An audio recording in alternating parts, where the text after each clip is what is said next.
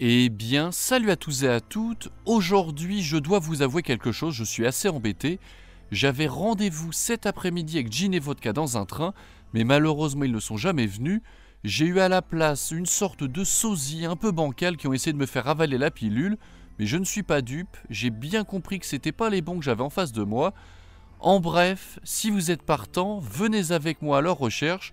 On n'oublie pas les armes, le gilet pare-balles, le like, et c'est parti.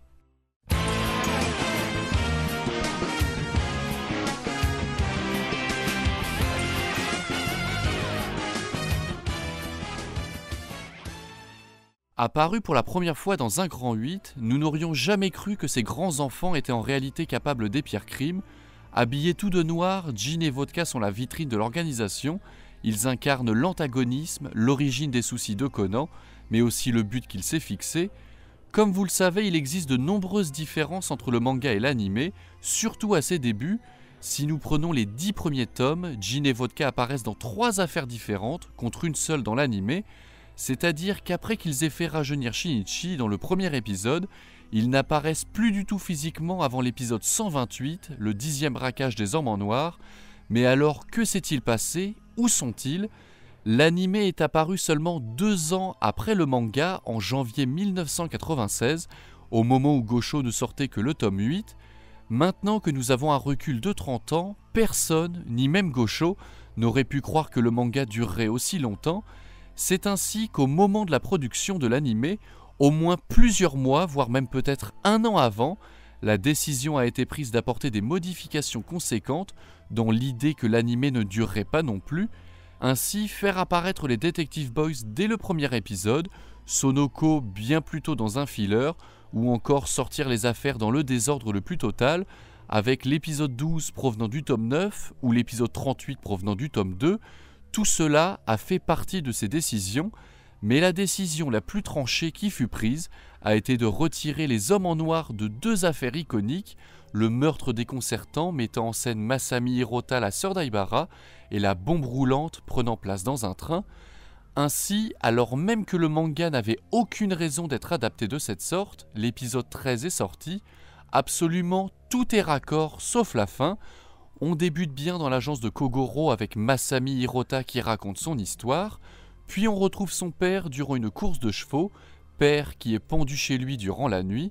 Ensuite, c'est au tour du grand musclé de se faire tuer, et pour finir, Conan se lancera à la poursuite de Masami Hirota en prenant un taxi avec Ran.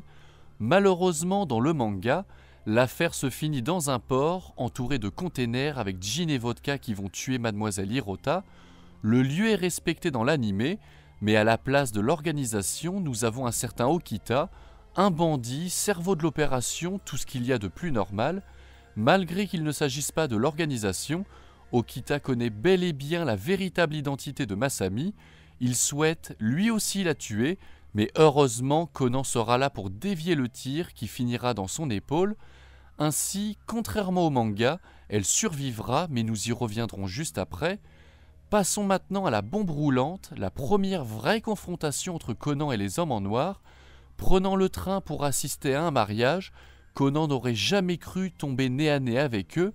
Dans le manga, c'est dans cette affaire qu'il découvre leur nom de code.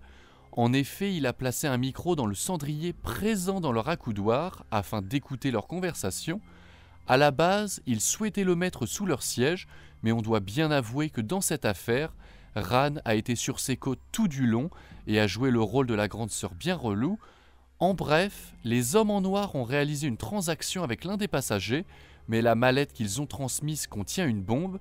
Conan devra donc tout faire pour la localiser, en sachant que Gin et Vodka sont descendus entre-temps et sont déjà bien loin. Dans l'anime maintenant, en plus d'avoir ajouté les Detective Boys sans réel argument, Conan tombe nez à nez avec Jin et Vodka. Attendez, non. Ah, mais en fait c'est... Ah non, excusez-moi. J'ai cru l'espace d'une seconde que j'avais affaire aux bonnes personnes.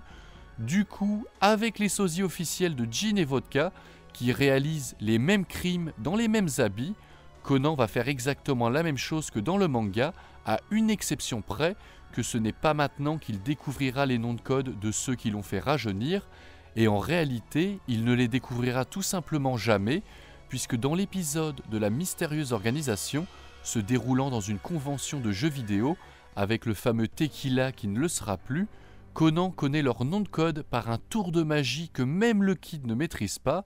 Le fait qu'ils connaissent leur nom de code par le pouvoir du scénario permettra de reprendre le fil de la série en respectant le manga. Ainsi, lorsque Tequila aura Vodka au téléphone, Conan comprendra qu'il aura affaire à l'organisation. Maintenant, passons à la dernière affaire, seule affaire où nous retrouvons enfin la trace de Jin et Vodka. L'arrivée d'Aibara dans la vie de Conan étant imminente dans l'épisode 129, il a fallu refaire un épisode mettant en scène Masami Hirota afin de coller avec l'histoire originale. Se basant sur le scénario du braquage de banque, ici absolument tout est différent. Le braquage est vécu en direct par Conan, les braqueurs se font descendre directement par Jin et Vodka jusqu'au moment final où Masami Hirota les retrouve dans un hangar. Sa fin devant être ce qu'elle a toujours été, Masami Hirota, ou plutôt Akemi Miyano, fera face à Jin et Vodka pour qui elle a travaillé, pensant libérer sa sœur de leurs griffes. L'ensemble du dialogue concorde avec ce qui avait été dit dans le manga, mais restez bien avec moi car j'ai remarqué une grosse bourde de l'adaptation française que je pense peu de personnes ont remarqué. Finalement, Jin appuie sur la détente et touche Akemi d'une balle. À terre, Vodka récupère des clés sur son corps, menant très certainement à l'argent puis s'enfuit, la laissant dans l'agonie, juste le temps pour Conan d'arriver. Avant de lâcher son dernier souffle, elle expliquera que les membres de l'organisation sont tous habillés en noir, puis elle laissera les véritables clés à Conan pour ouvrir un coffre dans lequel se trouve l'argent du braquage. Fin. Après cet épisode, le respect de l'œuvre originale perdurera et je peux enfin vous dire que mon rendez-vous avec Jin et Vodka s'est bien déroulé, mais chose promise, chose due, où est le problème ? Eh bien tout simplement, plusieurs jours après le décès d'Akemi Miyano, sa sœur Shiyo décide de se révolter contre l'organisation, se fait menotter dans un labo en attendant la décision des instances supérieures et prend l'APTX afin de se suicider. Seulement, elle va rajeunir et 3 jours après qu'elle se soit enfuie, elle rencontre Conan dans l'épisode de la nouvelle élève. Comment connaissons-nous cette chronologie ? Tout simplement car le labo duquel Shiyo s'est enfui a été incendié 3 jours avant qu'elle révèle son identité à Conan. En résumé, ce qu'il faut que vous reteniez, c'est que plusieurs jours séparent la mort d'Akemi et l'apparition de Shiyo. Dans la seconde partie d'épisode, Agasa, Conan et Aibara se rendent chez le véritable Masami Hirota, qui est un professeur d'université qui détiendrait une disquette dans laquelle se trouve la formule de l'APTX. Malheureusement, à leur arrivée, le professeur est retrouvé mort. Il s'agit aucunement de l'organisation, mais d'un meurtre perpétré par un ancien élève. Monsieur Masami Hirota est donc mort bien après Akemi Miyano, donc vous trouverez cela très bizarre lorsque nous allons comparer la fin de l'épisode 128 avec le flashback de celui-ci que nous avons dans l'épisode 129, au moment où Aibara fond en larmes dans les bras de Conan. Où êtes-vous ? Allez, montrez-vous ! Très beau travail. Mademoiselle Masami Hirota, ou dois-je vous appeler Mademoiselle Akemi Miyano ? Tu peux me rendre un dernier service, Conan ? Je vais te donner ceci. Voici la vraie clé. Celle qu'ils ont prise est fausse. Maintenant, écoute bien ce que je vais te dire. Elle ouvre un coffre-fort qui se trouve à la sortie est de la station de métro Beka. Il paraît que le professeur Hirota est mort. Ça nous évitera d'avoir à le tuer nous-mêmes. De toute façon, il devait y passer. Ça m'aurait pourtant amusé. Tiens, prends cette clé. Et garde-la. C'est celle de la maison où j'ai grandi et où j'ai été heureuse. Elle est à toi, tu l'as méritée. Dans l'arc des vidéos sur la VF a des problèmes, nous voici avec un très bon client.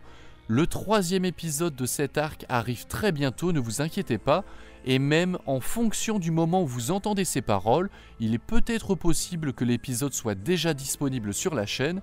En attendant, j'espère que vous aurez aimé cette vidéo, n'hésitez pas à mettre un like, à vous abonner, et sur ce, peace.